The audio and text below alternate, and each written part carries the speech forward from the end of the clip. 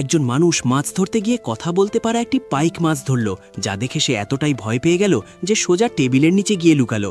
যখন সে চুপি চুপি মাথা বের করে দেখল, মাছটি তাকে ভয় না পেতে বলল এবং জানালো যে সে জাদুর জগৎ থেকে এসেছে এবং তার সব ইচ্ছা পূরণ করতে পারে। কিন্তু লোকটি তা মোটেও বিশ্বাস করল না, উল্টো মাছটিকে রান্না করে খাবার কথা ভাবতে লাগলো। অবস্থা দেখে মাছটি তৎক্ষণাৎ লোকটির কুঁড়ে ঘর শূন্যে তুলে ধরল। কিছু বুঝে ওঠার আগেই ঘরের মাটির বিছানাটি একটি ট্রেনের ইঞ্জিনে পরিণত হলো এবং তাকে নিয়ে বরফের উপর দিয়ে দ্রুত ছুটতে শুরু করলো। লোকটির মাথা ঘোড়ার রেশ কাটতে না কাটতেই মাছটি তার লেজ নাড়ালো, আর মুহূর্তের মধ্যে চারপাশে সব বরফ গলে ঘাস গজিয়ে উঠল। লোকটি বরফ গলা নদীতে পড়ে গিয়ে কয়েক ঢোক জল খাওয়ার পর তার হুঁশ ফিরল এবং সে মাছটিকে বিশ্বাস করতে শুরু করলো। সে তৎক্ষণাৎ মাছটির কাছে রাজকন্যাকে বিয়ে করে বড়লোক হবার ইচ্ছা প্রকাশ করল। এরপর লোকটি মাছটিকে নিয়ে প্রাসাদের দিকে রওনা হলো, কিন্তু মাঝপথে একদল ডাকাত তাদের আক্রমণ করল।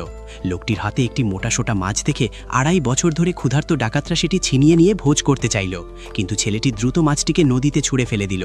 এতে রেগে গিয়ে ডাকাতরা তাকে গাছের সাথে উল্টো করে ঝুলিয়ে রেখে চলে গেল। ডাকাতরা যাওয়ার পর একটি অজানা মেয়ে তাকে উদ্ধার করল। পরে আলাপের মাধ্যমে সে জানতে পারল যে এই মেয়েটি আসলে সেই জাদুর মাছ। এরপর মেয়েটি তাকে রাজকন্যার প্রাসাদে নিয়ে গেল। সেখানে রাজা রাজকন্যার জন্য পাত্র খুঁজছিলেন। ছেলেটি দ্রুত সেখানে নাম লেখাতে গেল, তবে রাজা তাকে একটি কঠিন শর্ত দিলেন। দেশে এখন দুর্ভিক্ষ চলছে, যদি সে প্রজাদের খাবারের সমস্যার সমাধান করতে পারে তবেই রাজা তার সাথে রাজকন্যার বিয়ে দেবেন।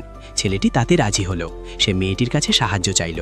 মেয়েটি তাকে গভীর পাহাড়ে নিয়ে গেল এবং জানালো যে সেখানে দুজন পেটুক দেবতা থাকেন।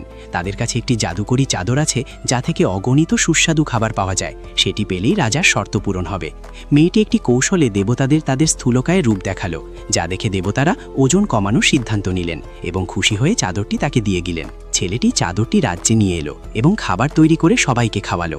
রাজা খুশি হয়ে তার কথা রাখতে চাইলেন, কিন্তু রাজকন্যা ছেলেটির নিচু বংশপরিচয় দেখে তাকে ঘৃণা করল এবং এক ডাইনির সাহায্য নিয়ে ষড়যন্ত্র শুরু করল। ডাইনি জাদুর মাধ্যমে জানতে পারল যে ছেলেটির সঙ্গের মেয়েটি আসলে জাদুর মাছ। তার গায়ের আশ পেলেই জাদুকরী ক্ষমতা পাওয়া যাবে। রাজকন্যা লোকটিকে বন্দি করল এবং মেয়েটিকে হুমকি দিল যে যদি সে আশ না দেয় তবে লোকটিকে মেরে ফেলা হবে। মেয়েটি ছেলেটিকে ভালোবাসত, তাই সে কোনো দ্বিধা না করে তার আশ দিয়ে তৈরি শালটি রাজকন্যাকে দিয়ে দিল। রাজকন্যা সেটি গায়ে জড়ানোর সাথে সাথেই একটি কুৎসিত মাছে পরিণত হয়ে গেল।